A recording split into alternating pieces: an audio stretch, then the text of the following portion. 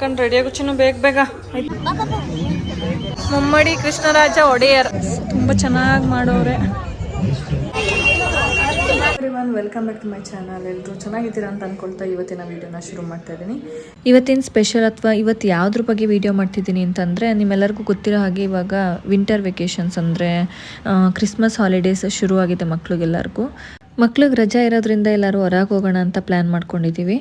ಜೊತೆಗೆ ತುಂಬ ದಿನ ಆದಮೇಲೆ ನಮ್ಮ ಸಿಸ್ಟರ್ಸ್ಗಳೆಲ್ಲರೂ ಮೀಟ್ ಮಾಡ್ತಾ ಇರೋದ್ರಿಂದ ನಾವು ಸಿಸ್ಟರ್ಸ್ಗಳೆಲ್ಲರೂ ಅಂದ್ಕೊಂಡಿದ್ದೀವಿ ಇವತ್ತು ವಿಂಟರ್ ಫ್ಲವರ್ ಶೋ ಇದೆ ಅಲ್ವಾ ಮೈಸೂರು ಪ್ಯಾಲೇಸ್ ಗ್ರೌಂಡಲ್ಲಿ, ಅಲ್ಲಿ ಹೋಗಿ ಬರೋಣ ಅಂತ ಅಂದ್ಕೊಂಡಿದ್ದೀವಿ. ಜೊತೆಗೆ ಇವತ್ತು ಅಡುಗೆ ಏನು ಮಾಡಿದ್ದೆ ಅಂತಂದರೆ ಪಾಲಕ್ ಪಫ್ ಮತ್ತು ವೈಟ್ ರೈಸ್ ಮಾಡಿದ್ದೆ. ಬೆಳಿಗ್ಗೆ ಚಿತ್ರಾನ್ನ ಮಾಡಿದ್ದೆ. ಅದಕ್ಕೋಸ್ಕರ ಮಧ್ಯಾಹ್ನ ಊಟ ಇಲ್ಲೇ ಬೇಗ ಮುಗಿಸ್ಕೊಂಡು ಅದಾದಮೇಲೆ ಬೇಗನೆ ಹೊರಡೋಣ ಅಂತ ಅಂದ್ಕೊಂಡಿದ್ದೀವಿ. ಏಕೆಂದರೆ ಲಾಸ್ಟ್ ಇಯರು ನೈಟಲ್ಲಿ ಹೋಗಿದ್ವಿ, ತುಂಬಾ ಚಳಿ ಇತ್ತು. ಅದಲ್ಲದೆ ಈ ಸಲ ಅಂತೂ ತುಂಬಾ ಚಳಿ ಅಂದರೆ ಚಳಿ. ಯಾಕೆಂದರೆ ಈಗ ನಾವು ಧನುರ್ಮಾಸದ ಪೂಜೆಗೆ ಹೋಗ್ತಾ ಇರೋದ್ರಿಂದ ಗೊತ್ತಾಗುತ್ತೆ ಬೆಳಿಗ್ಗೆ ಎಷ್ಟು ಚಳಿ ಇರುತ್ತೆ ಅಂದರೆ. ಅದೇ ರೀತಿ ಸಂಜೆನೂ ಅಷ್ಟೇ ಬೇಗನೆ ಚಳಿ ಸ್ಟಾರ್ಟ್ ಆಗೋದ್ರಿಂದ ನಮ್ಮ ಅನ್ವಿಕ್ಗೆ ಕೋಲ್ಡ್ ಅಂದರೆ ಆಗೋಲ್ಲ, ಅವ್ನು ಬೇಗ ಹುಷಾರು ತಪ್ತಾನೆ. ಅದಕ್ಕೋಸ್ಕರ ಬೇಗ ಹೋಗಿ ವಾಪಸ್ ಬರೋಣ ಅನ್ನೋದಕ್ಕೋಸ್ಕರ ಬೇಗ ಹೋಗ್ತಾ ಇದ್ದೀವಿ. ಅಕ್ಕಂದ್ರಿಬ್ರು ಕಾಲ್ ಮಾಡಿದರು ಬರ್ತಾ ಇದ್ದೀನಿ ಅಂತ. ನಾನು ಆನ್ ದಿ ವೇ ಇದ್ದೀನಿ, ಹೋಗ್ತಾ ಇದ್ದೀನಿ. ತಂಗಿ ಮತ್ತು ತಂಗಿ ಮಗಳು ಬರಬೇಕಿತ್ತು. ಸಮ್ ರೀಸನ್ಸಿಂದ ಅವಳು ಬರೋದಕ್ಕಾಗಿಲ್ಲ. ಅದಕ್ಕೋಸ್ಕರ ನೆಕ್ಸ್ಟ್ ಟೈಮ್ ಬಂದು ಜಾಯ್ನ್ ಆಗ್ತೀನಿ ನಿಮ್ಮ ಜೊತೆ ಅಂತೇಳಿ ಬಂದಿಲ್ಲ ಅವಳು. ಈಗ ನಾವೆಲ್ಲರೂ ಒಟ್ಟಿಗೆ ಪ್ಯಾಲೇಸ್ ಗ್ರೌಂಡಿಗೆ ಬಂದು ತಲುಪಿದ್ವಿ. ನಾನು ಬರೋ ತನಕ ಅವರು ವೆಯ್ಟ್ ಮಾಡ್ತಾಯಿದ್ರು. ಜೊತೆಗೀಗ ಒಳಗಡೆ ಎಂಟ್ರಿ ಹೋಗ್ತಾ ಇದ್ದೀವಿ. ಇದು ವಿಂಟರ್ ಫ್ಲವರ್ ಶೋ ಪ್ಯಾಲೇಸ್ ಗ್ರೌಂಡಲ್ಲಿ ನಡೆಯೋದು. ಇದನ್ನು ಮಾಗಿ ಉತ್ಸವ ಅಂತಲೂ ಕರಿತೀವಿ. ಇದು ಡಿಸೆಂಬರ್ 21 ಡಿಸೆಂಬರ್ 31 ತನಕನೂ ಇರುತ್ತೆ. ನೀವುಗಳು ಬಂದು ಒಂದ್ಸಲ ವಿಸಿಟ್ ಮಾಡಿ, ತುಂಬಾ ಚೆನ್ನಾಗಿದೆ. ಟೈಮಿಂಗ್ಸ್ ಬಂದು ಬೆಳಿಗ್ಗೆ 10 ಗಂಟೆಯಿಂದ ರಾತ್ರಿ 9 ಗಂಟೆ ತನಕನೂ ಇರುತ್ತೆ. ಜೊತೆಗೆ ಇದರಲ್ಲಿ ಎಂಟ್ರಿ ಫೀಸ್ ಎಷ್ಟು ಅಂತಂದರೆ ಅಡಲ್ಟ್ಸ್ಗೆ 50 ರುಪೀಸು, ಜೊತೆಗೆ ಕಿಡ್ಸ್ಗೆ 30 ರುಪೀಸ್ ಇದೆ. ಹಾಗೆಯೇ ಇನ್ನೊಂದೇನೆಂದರೆ ನನಗೆ ತುಂಬಾ ಬೇಜಾರಾಯಿತು. ಜೊತೆಗೆ ಈ ಥರ ಆಗುತ್ತೆ ಅಂತಲೇ ಅಂದ್ಕೊಂಡಿರಲಿಲ್ಲ. ಅದೇನಂತ ವಿಡಿಯೋದಲ್ಲಿ ಹೇಳ್ತಾ ಹೋಗ್ತೀನಿ, ಸ್ಕಿಪ್ ಮಾಡಿದೆ ವಿಡಿಯೋನ ಫುಲ್ ನೋಡಿ. ಮುಮ್ಮಡಿ ಕೃಷ್ಣರಾಜ ಒಡೆಯರ್ ಇವರು. ರಾಧಾಕೃಷ್ಣ ಸೂಪರ್ ಆಗೈತಲ್ವ ಅಲ್ಲಿ ನೋಡಿ, ಯಾವ ಥರ ಇದೆ.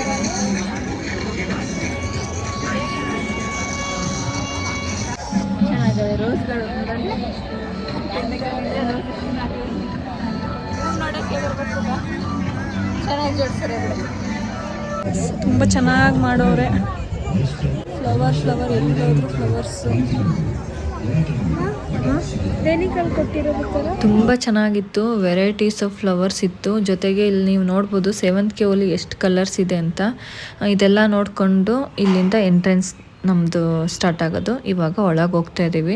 ಎಂಟ್ರೆನ್ಸಲ್ಲಿ ನಮಗೆ ಫಸ್ಟು ಪೀಕಾಕ್ ವೆಲ್ಕಮ್ ಮಾಡುತ್ತೆ. ಅದಾದಮೇಲೆ ಇಲ್ಲಿ ರಾಧಾಕೃಷ್ಣನ ಸ್ಟ್ಯಾಚ್ಯು ಅಂದರೆ ತೂಗು ಎಲೆ ಮೇಲೆ ರಾಧಾಕೃಷ್ಣ ಇರೋ ಥರದ್ದು ಮಾಡೋರೆ.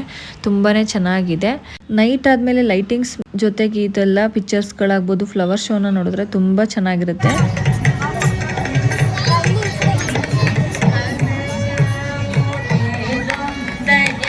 ಲಾಸ್ಟ್ ಇಯರು ಅಷ್ಟೇ ಸೇಮ್ ಕಾನ್ಸೆಪ್ಟಲ್ಲಿ ಡಿಫ್ರೆಂಟ್ ಮಾಡೆಲ್ಸ್ಗಳನ್ನ ಮಾಡಿದರು.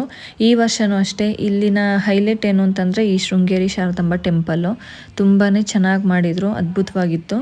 ಜೊತೆಗೆ ನೀವು ಇಲ್ಲಿ ನೋಡ್ಬೋದು ಫ್ಲವರ್ಸ್ ಅಥವಾ ಪ್ಲ್ಯಾಂಟ್ಸ್ಗಳಿಂದನೇ ಇಲ್ಲಿ ಬೌಂಡ್ರಿ ಥರನೂ ಮಾಡಿದ್ದಾರೆ. ಇದು ಫ್ಲವರಾ ಅಥವಾ ಲೀವ್ಸಾ ಗೊತ್ತಾಗ್ತಿಲ್ಲ, ಆದರೆ ತುಂಬಾ ಚೆನ್ನಾಗಿತ್ತು. ಜೊತೆಗೆ ಇಲ್ಲಿ ಫ್ರಂಟಲ್ಲಿ ನಾವು ಇಲ್ಲಿ ಶಿವಲಿಂಗದೊಂದು ಮಾಡೆಲ್ನ ಮಾಡಿದರು, ಚೆನ್ನಾಗಿತ್ತು ಅದುವೇ. ಸಾಲು ಮರದ ತಿಮ್ಮಕ್ಕ.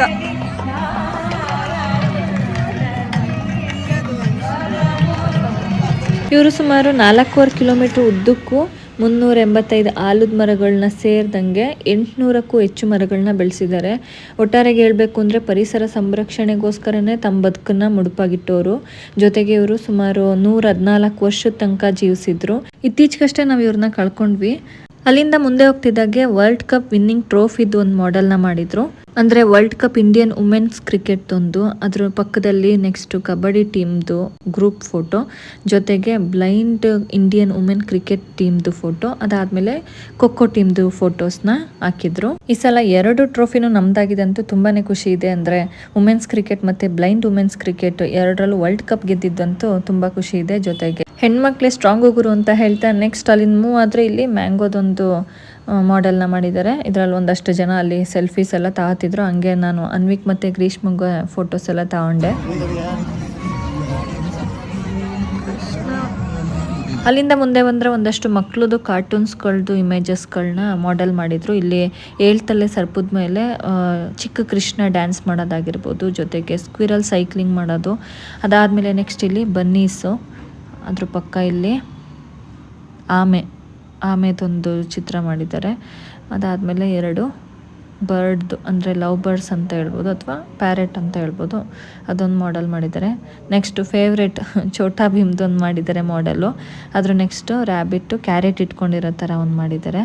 ಅದಾದಮೇಲೆ ಲಾಸ್ಟ್ನೇದಾಗಿ 2 ಕೊಕ್ಕರೆಗಳನ್ನ ಮಾಡಿದ್ದಾರೆ. ಇದಿಷ್ಟು ಅಲ್ಲಿ ಒಂದಷ್ಟು ಕಾರ್ಟೂನ್ಸ್ನ ಮಾಡೆಲ್ಸ್ ಮಾಡಿದ್ದಾಗಿತ್ತು. ಅದಾದಮೇಲೆ ನೆಕ್ಸ್ಟ್ ಅಪೋಸಿಟಲ್ಲಿ ಹೇರು, ವಾಟರ್ ಮತ್ತು ಲ್ಯಾಂಡ್ ಫೋರ್ಸ್ದು ಒಂದಷ್ಟು ಮಾಡೆಲ್ಸ್ಗಳನ್ನ ಮಾಡಿದರು. ಅಂದರೆ ಕರ್ನಲ್ ಸೋಫಿಯಾ ಕುರೇಶಿ ಅವ್ರದ್ದು ಒಂದು ಪಿಕ್ಚರ್ನೂ ಹಾಕಿದ್ರು. ಅದ್ರ ನೆಕ್ಸ್ಟು ವಿಂಡ್ ಕಮಾಂಡರ್ ಯೂಮಿಕಾ ಅವ್ರದ್ದೊಂದು ಪಿಕ್ಚರ್ನ ಹಾಕಿದ್ದಾರೆ ಇಲ್ಲಿ, ಹೇರ್ ಫೋರ್ಸ್ದು, ಗ್ರೇಟ್ ಪೈಲಟ್ ಅವರು. ಅದ್ರ ನೆಕ್ಸ್ಟು ಆಪ್ರೇಷನ್ ಸಿಂಧೂರ್ದೊಂದು ಮಾಡೆಲ್ನ ಹಾಕಿದ್ದಾರೆ. ಅದಾದಮೇಲೆ ಲಾಸ್ಟ್ನೇದಾಗಿ ಕಮಾಂಡರ್ ಪ್ರೇರಣಾ ಅವ್ರದ್ದೊಂದು ಪಿಕ್ಚರ್ನ ಹಾಕಿದ್ರು. ಜೊತೆಗೆ ನಂಗೆ ಯಾಕೆ ಬೇಜಾರಾಯಿತು ಅಂತಂದರೆ, ನಾವು ಈ ವಿಂಟರ್ ಫ್ಲವರ್ ಶೋ ನೋಡೋಕೆ ಹೋಗಿದ್ದು ವೆಡ್ನೆಸ್ಡೇ.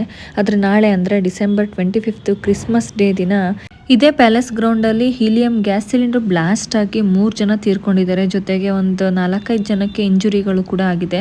ಇದೆಲ್ಲ ನೋಡ್ತಿದ್ರೆ ಲೈಫು ಆಲ್ರೆಡಿ ನಾ ಹಿಂದಿನ ವ್ಲಾಗಲ್ಲಿ ಹೇಳ್ದಂಗೆ ಲೈಫ್ ಈಸ್ ಅನ್ಪ್ರಿಡಿಕ್ಟೇಬಲ್ ಅಂತಾರಲ್ಲ, ಅದು ನಿಜ ಅಂತಲೇ ಹೇಳ್ಬೋದು. ಅವತ್ತು ಅವ್ರ ಫ್ಯಾಮಿಲಿ ಜೊತೆ, ಫ್ರೆಂಡ್ಸ್ ಜೊತೆ ಅಥವಾ ಮಕ್ಕಳ ಜೊತೆ ಎಂಜಾಯ್ ಮಾಡೋಕ್ಕೆ ಅಂತ ಬಂದಿರ್ತಾರೆ. ಆ ಟೈಮಲ್ಲಿ ಈ ಥರ ಇನ್ಸಿಡೆಂಟ್ ಆಗಿದ್ದನ್ನು ನೋಡ್ತಾ ಇದ್ರೆ ನಂಗೆ ತುಂಬಾ ಬೇಜಾರು ಅನಿಸುತ್ತೆ. ಈ ಥರನೂ ಆಗುತ್ತಾ ಅನ್ನೋದು ಒಂದು ಶಾಕ್ ಅನಿಸುತ್ತೆ.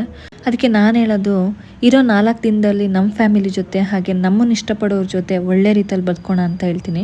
ಅದೆಲ್ಲ ಮುಗಿಸ್ಕೊಂಡು ಈಗ ನಾವು ಫೋಟೋ ಗ್ಯಾಲರಿ ಹತ್ರ ಬಂದ್ವಿ. ಅಲ್ಲಿ ಫೋಟೋಸ್ಗಳು ಅಂದರೆ ರಾಜರುಗಳು ಯಾರ್ಯಾರು, ಅವ್ರ ಅಪ್ಪ ಅಮ್ಮ ಎಲ್ಲ ಯಾವ ರೀತಿ ಇದ್ದರು, ಜೊತೆಗೆ ಮೈಸೂರು ಪ್ಯಾಲೇಸು ಯಾವ ರೀತಿ ಇತ್ತು, ಅದಾದಮೇಲೆ ಯಾವ ರೀತಿ ಬಿಲ್ಡ್ ಆಯಿತು, ಅದು ಫೋಟೋಸ್ ಎಲ್ಲ ನೋಡಿಕೊಂಡು ಅಲ್ಲಿಂದ ಹೊರಗಡೆ ಬಂದ್ವಿ. ಇಲ್ಲಿ ಶೃಂಗೇರಿ ಶಾರದಾಂಬೆದು ಸ್ಯಾಂಡ್ ಆರ್ಟ್ ಮಾಡಿದರು, ತುಂಬಾ ಚೆನ್ನಾಗಿತ್ತು. ಅಲ್ಲಿ ಶೃಂಗೇರಿ ಶಾರದಾಂಬ ಟೆಂಪಲ್ನ ಮಾಡಿದ್ದಾರೆ ಫ್ಲವರ್ ಡೆಕೋರೇಷನಲ್ಲಿ. ಇಲ್ಲಿ ಸ್ಯಾಂಡ್ ಆರ್ಟಲ್ಲಿ ಶೃಂಗೇರಿ ಶಾರದಾಂಬ ಮಾಡಿದರು. ಅದನ್ನು ಮುಗಿಸ್ಕೊಂಡು ಈಗ ಡಾಲ್ ಶೋಗೆ ಬಂದ್ವಿ. ಡಾಲ್ ಶೋ ಅಲ್ಲಿ ಕಾಮನ್ ಆಗಿ ನಿಮ್ಗೆ ಗೊತ್ತಿರೋ ಹಾಗೆ ಎಲ್ಲ ದೇವ್ರುಗಳನ್ನೂ ಇಲ್ಲಿ ಇಟ್ಟಿದ್ದಾರೆ. ಅಯ್ಯಪ್ಪ ಆಗಿರ್ಬೋದು, ಮತ್ತು ಗಣೇಶ ಯಾವ ರೀತಿ ಭಗವದ್ಗೀತೆನ ಬರೆದ್ರು ಆ ಸ್ಟೋರಿ ಎಲ್ಲನೂ ಇಲ್ಲಿ ತೋರಿಸಿದ್ದಾರೆ. ಜೊತೆಗೆ ಅದ್ರ ನೆಕ್ಸ್ಟು ಶಿವಕೇಶವಾಮೃತ ಸಾರ ಅಂತ ಆ ಟಾಪಿಕ್ ಮೇಲೆ ಯಾವ್ಯಾವುದೆಲ್ಲ ಸ್ಟೋರೀಸ್ ಇದೆ ಅದಷ್ಟೂ ಇಲ್ಲಿ ಡಿಸ್ಪ್ಲೇ ಕೊಟ್ಟಿದ್ದಾರೆ. ಅದ್ರ ನೆಕ್ಸ್ಟು ತಿರುಪತಿ ಶ್ರೀನಿವಾಸ ವೈಭವ ಅಂತ, ಅಂದರೆ ತಿರುಪತಿ ತಿಮ್ಮಪ್ಪಂದು ಬೆಟ್ಟ, ಜೊತೆಗೆ ಅಲ್ಲಿ ಫಾರೆಸ್ಟ್ ಯಾವ ಥರ ಇದೆ, ಅನಿಮಲ್ಸ್ಗಳು ಆ ಥರ ರೀಕ್ರಿಯೇಟ್ ಮಾಡೋ ರೀತಿ ಮಾಡಿದ್ದಾರೆ.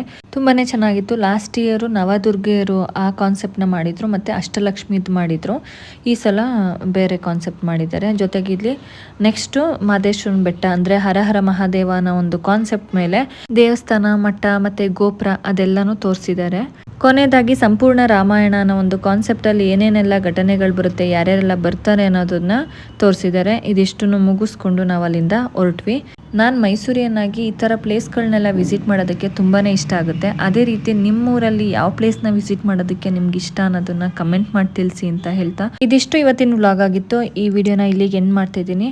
ನೆಕ್ಸ್ಟ್ ವಿಡಿಯೋದಲ್ಲಿ ಮತ್ತೆ ಸಿಗೋಣ. Thank you for watching.